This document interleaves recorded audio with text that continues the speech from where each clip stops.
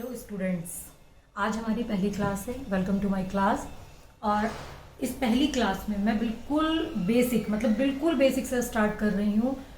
जो 11th standard के student हैं, जिन्हें कुछ भी नहीं पता है कॉमर्स का, या फिर जो बीबीए या बीकॉम में एडमिशन ले रहे हैं और वो नॉन कॉमर्स बैकग्राउंड से हैं, कि उन्होंने 12th में जो है साइंस स्ट्रीम ली है या आर्ट्स स्ट्रीम ली है, लेकिन वो अब जो पढ़ाई कर रहे हैं वो बीबीए या बीकॉम की कर रहे हैं।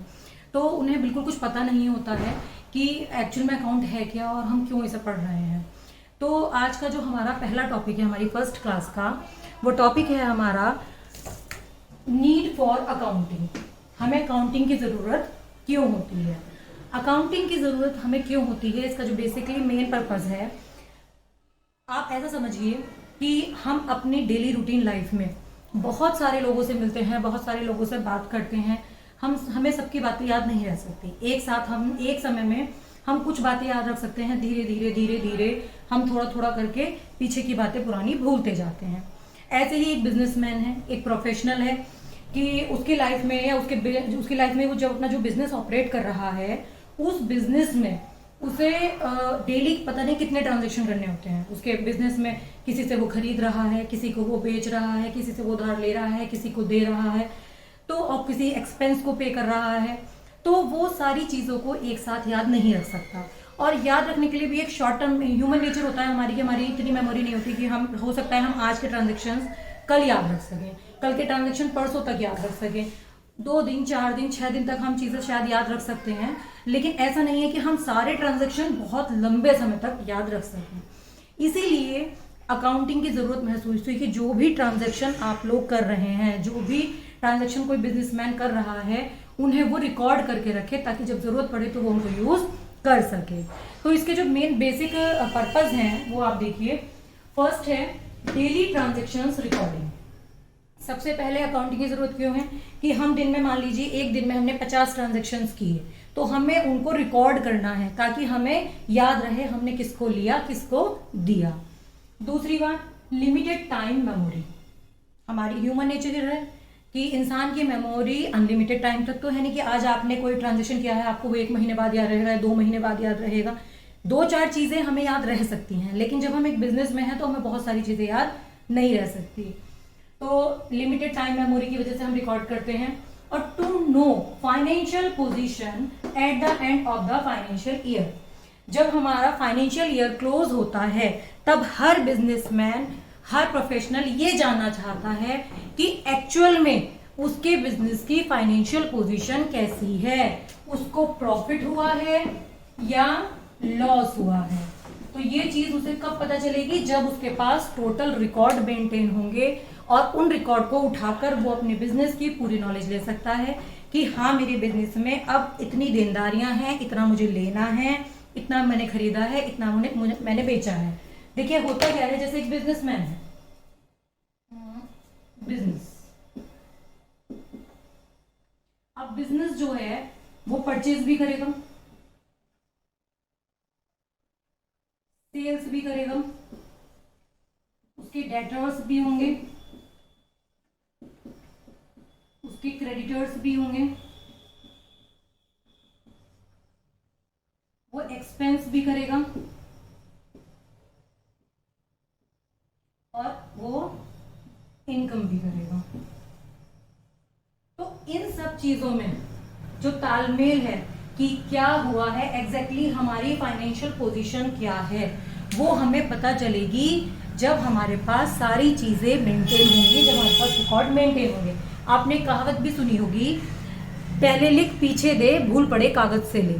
तो वो इसलिए हमारे पुराने बुजुर्गों ने, बड़े बूढ़ों ने गलत नहीं कहा है कि जब हमें जरूरत होती है तो हम अपने पुराने डॉक्यूमेंट जो हमारे पास रखे हुए होते हैं उन्हीं से ही पता करते हैं कि हमने कब क्या लेन देन किया था। इसके अलावा जो आपके प्रॉपर जो डॉक्यूमेंट मेंटेन होते हैं वो आपको इनकम टैक्स में, जीएसटी में हेल्प करते हैं। अगर मान लीजिए आपका कोर्ट में कभी कोई केस होता है, कभी कोई आपके मतलब कोई प्रॉब्लम आपके सामने आ जाती है, तो अगर आपने प्रॉपर डॉक्यूमेंट मेंटेन किए हैं तो आप उनको एज ए एविडेंस कोर्ट में रिप्रेजेंट कर सकते हैं। Thank you. आज की क्लास में बस इतना ही। Hello everyone, welcome into my class. Today is our second class.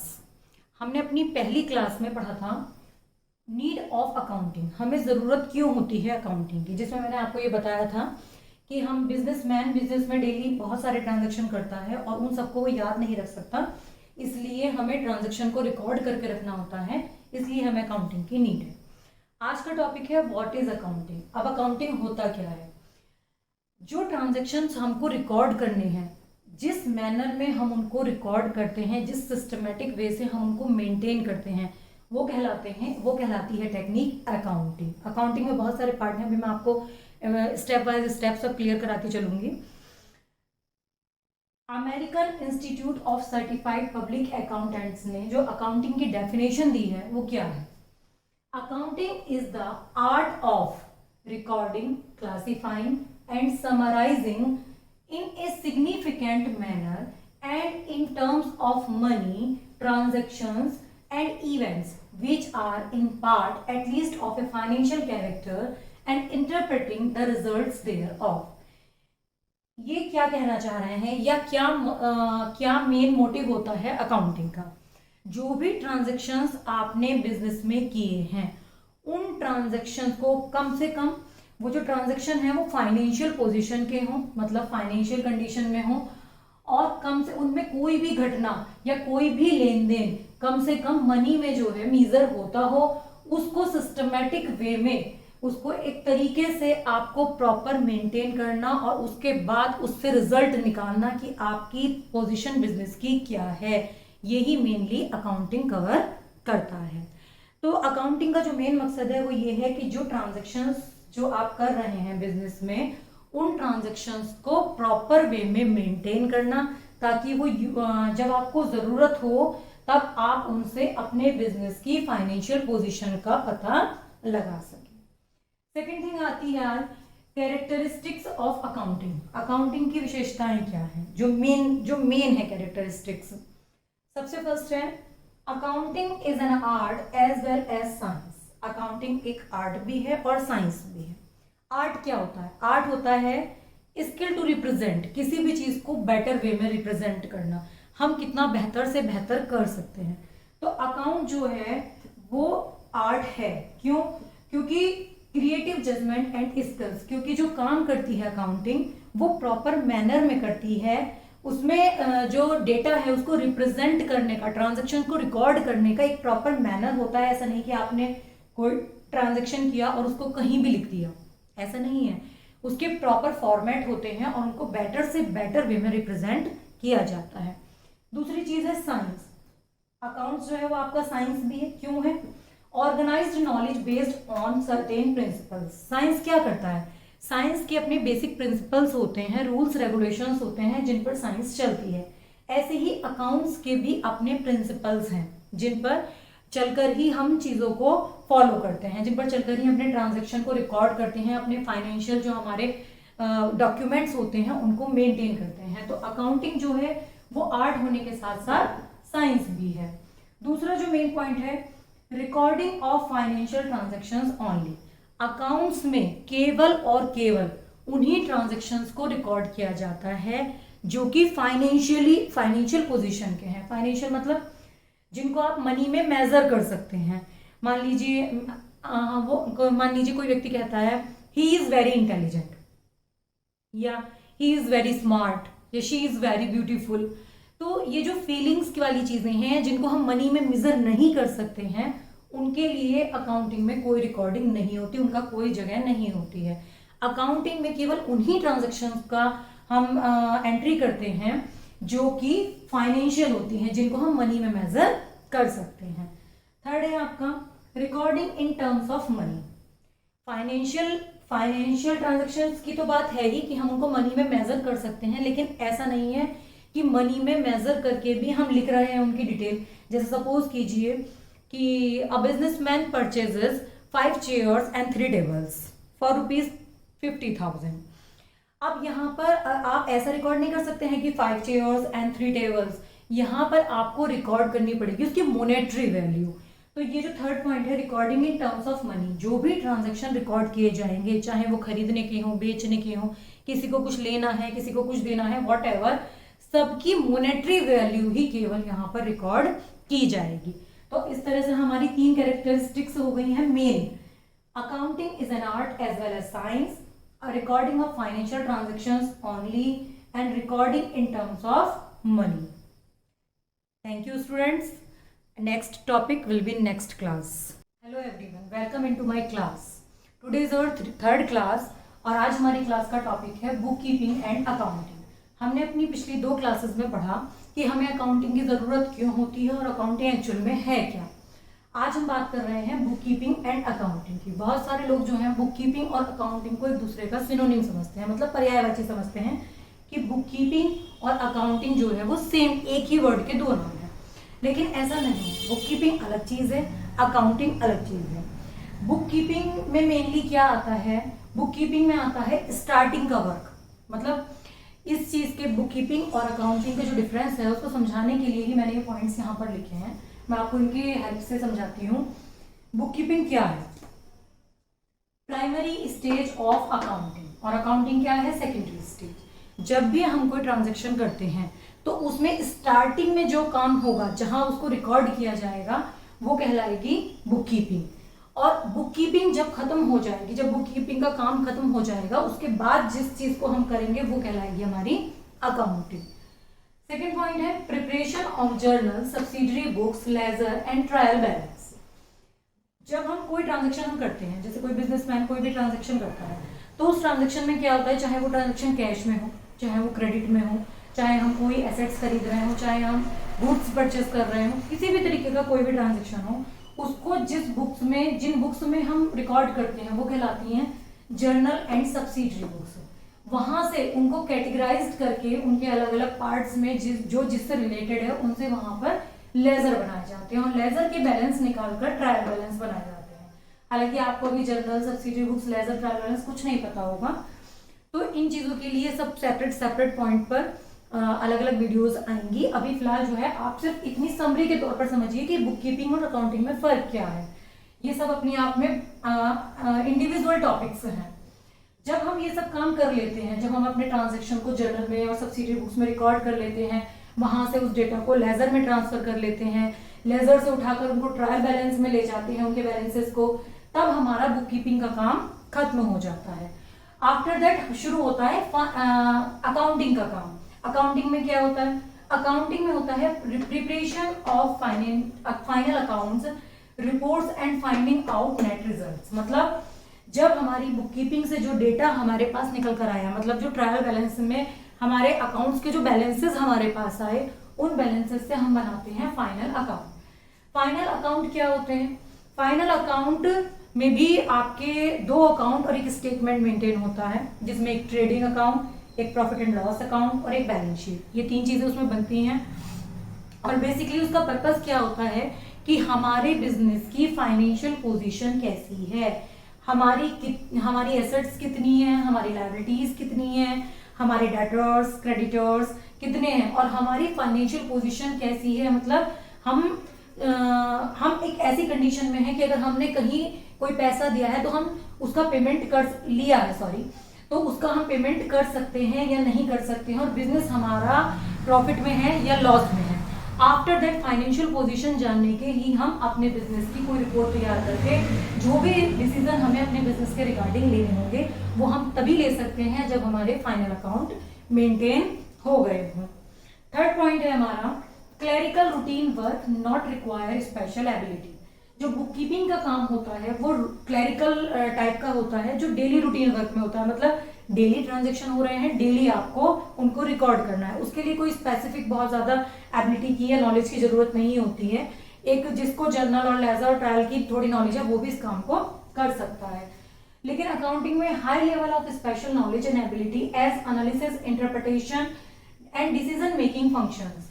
लेकिन अकाउंटिंग के लिए हाई लेवल स्पेशल नॉलेज की जरूरत होती है, क्योंकि इससे हमें पहले फाइनल अकाउंट बनाने होते हैं। उन फाइनल अकाउंट के थ्रू उन फाइनल अकाउंट को बनाकर उनको एनालिसिस किया जाता है, इंटरप्रेट किया जाता है, उसके बाद उनके कंक्लूजन से हम कोई डिसीजन अपने भविष्य के लिए ले सकते हैं कि हमारे बिजनेस की स्थिति कैसी है, हमें आगे क्या करना चाहिए। फोर्थ पॉइंट है initial and whittle part of accounting not depend on accounting. जो बुक कीपिंग है वो इनिशियल पार्ट है। अकाउंटिंग जो है वो बुक कीपिंग पर डिपेंड करती है, लेकिन बुक कीपिंग जो है वो अकाउंट पर डिपेंड नहीं करता, डिपेंड्स ऑन बुक कीपिंग, क्योंकि पहला काम जो है वो बुक कीपिंग का है, अकाउंटिंग बाद में आती है। तो अकाउंटिंग जो है वो बुक कीपिंग पर डिपेंड है, जब तक बुक कीपिंग कंप्लीट नहीं होगी अकाउंटिंग का काम शुरू नहीं होगा, लेकिन बुक कीपिंग जो है वो अकाउंटिंग पर डिपेंड नहीं है। फिफ्थ पॉइंट है, book keeper is not responsible for the work of accountant and accountant is responsible for the work of book keeper. चूंकि अकाउंटेंट अपना काम बाद में करेगा, तो बुक कीपर की तो कोई रिस्पॉन्सिबिलिटी नहीं है कि उसने क्या किया क्या नहीं किया, लेकिन जो अकाउंटेंट है वो बुक कीपर के बाद अपना काम करेगा। मतलब जो इंफॉर्मेशन बुक कीपर ने अकाउंटेंट को दी है, उन्हीं इंफॉर्मेशन को यूज करके book keeper final account maintain करेगा, और उन अकाउंट्स के बेस पर बिजनेस की फाइनेंशियल पोजीशन का पता लगाया जाएगा, और उससे हमें पता चलेगा कि हमारा बिजनेस प्रॉफिट में चल रहा है या लॉस में चल रहा है। तो इसलिए अकाउंटेंट जो है, बुक कीपर अगर कोई गलती करता है तो उसे ध्यान देना होगा इस बात पर कि बुक कीपर ने कोई गलती तो नहीं की है। इन बुक कीपिंग और अकाउंटिंग के इस डिफरेंस से जो कंक्लूजन निकल कर आता है वो ये आता है कि accounting starts where book keeping ends. जहां पर बुक कीपिंग खत्म हो जाती है वहां से अकाउंटिंग स्टार्ट होती है। तो इसका मेन जो मकसद है सारा चीजों का वो ये निकल कर आता है निचोड़, कि बुक कीपिंग और अकाउंटिंग दो अलग अलग चीजें हैं। बुक कीपिंग प्राइमरी पार्ट है और अकाउंटिंग सेकेंडरी पार्ट है। बुक कीपिंग के लिए कोई स्पेशल नॉलेज नहीं चाहिए, लेकिन अकाउंटिंग के लिए स्पेशल नॉलेज चाहिए, और बुक कीपिंग के बेस पर ही अकाउंटिंग की जा सकती है। Thank you everyone. Hello everyone, this is our fourth class and today's topic is accounting cycle और अकाउंटिंग प्रोसेस। क्या होता है अकाउंटिंग साइकिल और या फिर प्रोसेस? अभी तक हम जो पढ़कर आए हैं उसमें हमने पिछली उसमें बुक कीपिंग और अकाउंटिंग पढ़ा था कि बुक कीपिंग क्या होती है और अकाउंटिंग क्या होती है। उसी चीजों को हम और इम्प्रूव कर करके सारी चीजों को क्लियर कर रहे हैं। सबसे पहले जब भी कोई बिजनेसमैन ट्रांजेक्शन करता है, कोई भी लेन देन करता है, चाहे वो मॉनेटरी, चाहे वो कैश हो या क्रेडिट हो, मॉनेटरी फॉर्म में तो वो होगा ही, चाहे वो कैश में हो या चाहे वो क्रेडिट हो, तो हमें सबसे पहले ये देखना होता है कि जो ट्रांजैक्शन हुआ है वो मॉनेटरी है या नहीं। अगर वो मॉनेटरी है तो हम उसको रिकॉर्ड करेंगे। तो सबसे पहले हम क्या करते हैं, ये जो मैंने साइकिल बनाया है इसको हम अकाउंटिंग साइकिल बोल सकते हैं या अकाउंटिंग प्रोसेस बोल सकते हैं। ये दोनों चीजें इंटर रिलेट है, जो नीचे बनाया गया है और जो ये साइकिल बनाया गया है। तो सबसे पहले हम ट्रांजेक्शन को देखेंगे कि वो मॉनेटरी है, जैसे कि किसी ने किसी से गुड्स खरीदा, किसी को बेचा, कोई सैलरी पे की, कोई एसेट्स खरीदी, इस तरीके से कोई भी ट्रांजेक्शन हो सकता है। उस ट्रांजेक्शन को हम रिकॉर्ड करेंगे जर्नल में। ये चीज अभी हम साइकिल के बाद समझेंगे इधर वाला पार्ट। उस जर्नल को, उस ट्रांजेक्शन को हम रिकॉर्ड करेंगे जर्नल में। जर्नल में क्या होता है, कोई भी ट्रांजेक्शन जो हुआ है उस ट्रांजेक्शन को लिखना, कि अगर हमने किसी से गुड्स खरीदे हैं तो हमने वहां नोट किया, क्योंकि सबसे पहला काम है ट्रांजेक्शन रिकॉर्ड करना। उस ट्रांजेक्शन को कैसे रिकॉर्ड करते हैं ये सब इंडिविजुअल टॉपिक हैं, सब अलग अलग आप बताऊंगी आपको मैं बाद में। जर्नल के बाद वहां से उन ट्रांजेक्शन्स को उठाकर लेजर में पोस्ट किया जाएगा। लेजर क्या होते हैं? लेजर होते हैं खाते। मतलब जिस किसी का खाता है, जैसे मैं आपसे कहूं कि राम से माल खरीदा, मतलब गुड्स परचेज फ्रॉम राम, तो राम का और जो हमारा परचेज अकाउंट है जो इफेक्ट हुए हैं उन लेजर में पोस्टिंग होगी जर्नल की एंट्रीज से। लेजर में पोस्टिंग होने के बाद वहां से हम उन खातों के बैलेंस निकालेंगे कि हमें हमारे जो भी लेजर्स हैं वो क्या बैलेंस शो कर रहे हैं। अगर एसेट्स का है तो एसेट्स कितनी बच रही हैं, लायबिलिटीज का है तो वो कितनी है, अगर हमने किसी से कुछ खरीदा है तो वो उसका हमारी तरफ कुछ निकल रहा है, या हमने किसी को बेचा है तो हमारा उसकी तरफ कुछ निकल रहा है। उन बैलेंसेस को निकाल कर अलग अलग लोगों के अलग अलग लेजर बनते हैं, अलग अलग चीजों के लिए अलग अलग लेजर बनते हैं। अगर राम, श्याम, सीता, गीता अलग अलग 4 लोगों से आपने ट्रांजेक्शन किया है तो चारों का लेजर अलग अलग बनेगा। कोई एक्सपेंस है उसका लेजर अलग बनेगा, एसेट्स का लेजर अलग बनेगा। उन सब लेजर के बैलेंस निकालकर आप उन लेजर के बैलेंसेस से बनाएंगे ट्रायल बैलेंस, जिसे हिंदी में तलपट भी कहते हैं। ट्रायल बैलेंस क्या है? ट्रायल बैलेंस जो है ट्रायल बैलेंस एक ऐसा स्टेटमेंट है जिसमें क्या होता है कि जो बैलेंसेस होते हैं वो यहाँ लाए जाते हैं और इसे अरिथमेटिकल एक्यूरेसी के लिए यूज किया जाता है, मेनली लेजर की। कि जो काम हम यहाँ और यहाँ करके आए हैं क्या उसमें कोई गणितीय अशुद्धता तो नहीं है, मतलब मैथमेटिकल एरर तो नहीं है।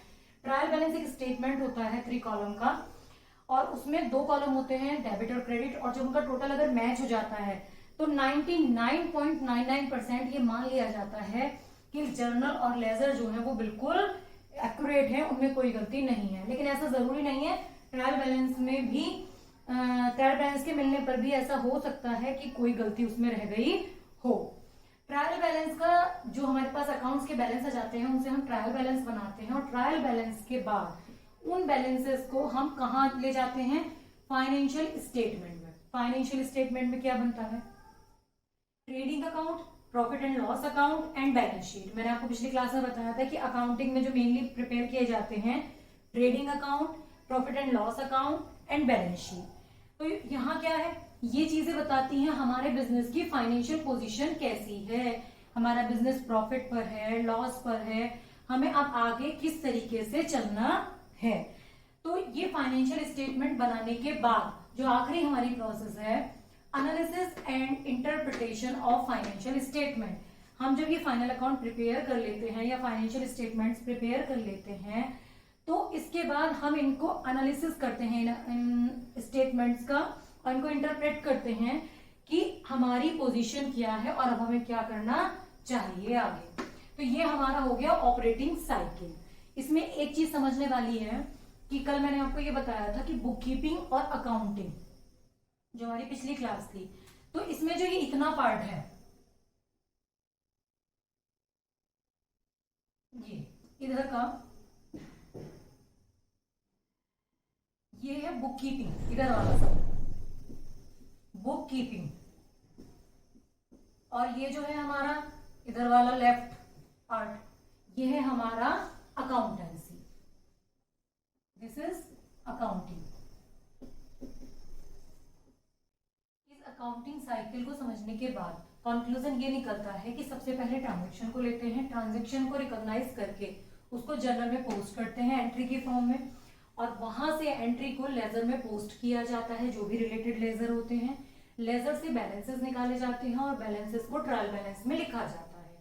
तो ये जो हमारा इतना वर्क आया, ये इधर का जो राइट हैंड का जो पार्ट है, ये पूरा क्या कहलाता है, ट्रांजैक्शन से लेकर ट्रायल बैलेंस तक बुक कीपिंग। इसके बाद जब इन बैलेंसेस से हम फाइनेंशियल स्टेटमेंट प्रिपेयर करते हैं और उन स्टेटमेंट से को हम एनालिसिस और इंटरप्रेट करके अपनी फाइनेंशियल पोजीशन का पता लगाते हैं। तो ये हो गया हमारा अकाउंटिंग का part. Right one is book keeping and left is accounting. एक अकाउंटिंग साइकिल है, किस तरीके से अकाउंट की अकाउंटिंग प्रोसेस होती है। सबसे पहले ट्रांजैक्शन, आफ्टर दैट जर्नल में पोस्टिंग, जर्नल में सॉरी एंट्री, उसके बाद वहां से लेजर में पोस्टिंग, लेजर के बैलेंसेस से trial balance, and trial balance के से हमारे फाइनेंशियल स्टेटमेंट प्रिपेयर होते हैं, और उनसे हम क्या करते हैं, उनको एनालिसिस करके अपने बिजनेस के फाइनेंशियल पोजीशन का पता लगाते हैं, जो ये सब मैंने आपको लास्ट क्लास में बताया था। अब हम इसमें आगे बढ़ते हैं। जो अकाउंटिंग प्रोसेस होती है उसको हम शॉर्ट में इस तरीके से भी कर सकते हैं, रिकॉर्डिंग, क्लासिफाइंग एंड समराइजिंग। ये क्या हुआ, रिकॉर्डिंग, क्लासिफाइंग, समराइजिंग। रिकॉर्डिंग का यहाँ सेंस लिया गया है जर्नल से। जब हम कोई ट्रांजेक्शन करते हैं तो मैंने आपको बताया था कि सबसे पहले उसे हम जर्नल में रिकॉर्ड करते हैं। तो जो रिकॉर्डिंग का काम है वो कहाँ होगा, जर्नल में, सबसे पहला काम।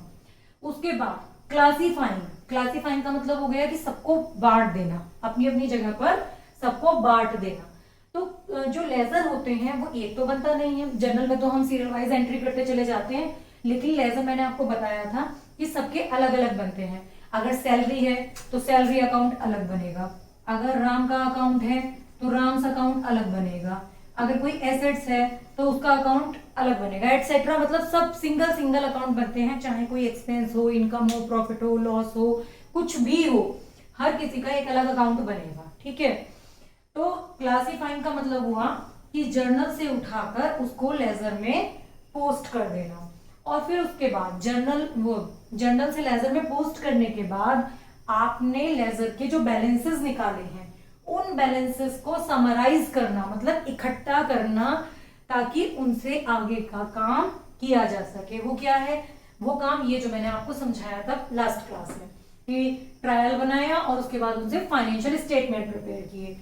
तो रिकॉर्डिंग का काम जर्नल का, क्लासीफाइंग मतलब लेजर बनाना, और उसके बाद जितनी प्रोसेस आती है वो समराइजिंग कवर कर लेता है, क्योंकि वहां से आप लेजर में जो भी बैलेंस निकल कर आ रहे हैं उन बैलेंसेस को इकट्ठा करके उनसे ट्रायल बनाते हैं, और ट्रायल से आप फाइनेंशियल स्टेटमेंट प्रिपेयर करते हैं। तो ये तो हो गया आपका ऑपरेटिंग साइकिल पूरा। अब बात आती है यहाँ रिकॉर्डिंग ऑफ ट्रांजेक्शन्स। ये क्या है? देखिए होता क्या है, ये चीज इसी से ही रिलेट करती है कि जब ट्रांजेक्शन हम लिखते हैं तो ट्रांजेक्शन को हम लिखते हैं, मैंने बताया आपको, जर्नल में। लेकिन होता क्या है कि जर्नल के भी बहुत सारे जो हमारी सब बुक्स होती हैं वो भी यहाँ पर पार्ट्स में डिवाइड है। कौन सी? सबसे पहले है कैश बुक। कैश बुक में कौन से ट्रांजेक्शन लिखे जाते हैं?